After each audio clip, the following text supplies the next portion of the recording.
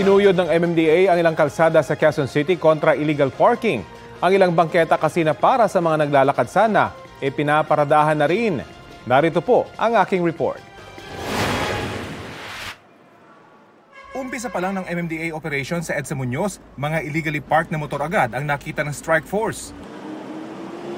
Maraming pedestrian ang gumagamit ng EDSA sidewalk, kaya mahalaga umanong walang nakaharang dito. Pagdating sa Luzon Avenue na bahagi ng Mabuhay Lane, hindi lang mga sasakyan ang nakaharang. Naharangan na ang mismong sidewalk ng tila extension na ito ng isang tindahan. Nag-permit sa City Hall, notarized. Pero hanggang pizzakin sila ngayon, umalis ako, hindi na paggabi dapat tanggalin. Kung tutuusin, paulit-ulit lang naman ang mga ganitong violation sa tuwing nag-ooperate ang MMDA. Tulad ng taxi driver na ito na kumain lang daw sandali bago magsimula ang kanyang pamamasada, kaya pumarada sa sidewalk. Baka pwede naman pakiusapan. Parang dito lang yung sir na kanto, yan lang eh. Tapos na po kasi yung ticket sir, na-issue na natin, ayan na po. Kaya nga sir, baka pwede pakiusapan na lang dito sir. Kung makikiusap kayo sir, sa opisina na lang po. Karamihan sa mga violators, mga driver ng motorsiklo.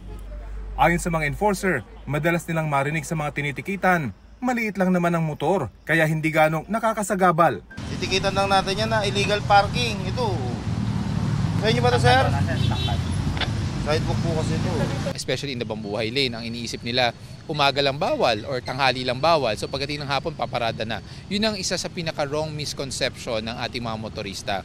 Na ang kalsada kasi, it's meant to be a continuous flow of mobility sa mga sasakyan. Hindi naman yan may pinipiling oras eh. Pangunahing dahilan pa rin ng mga violation ang kawalan ng parking space, mapapribadong bahay man yan o mga business establishment.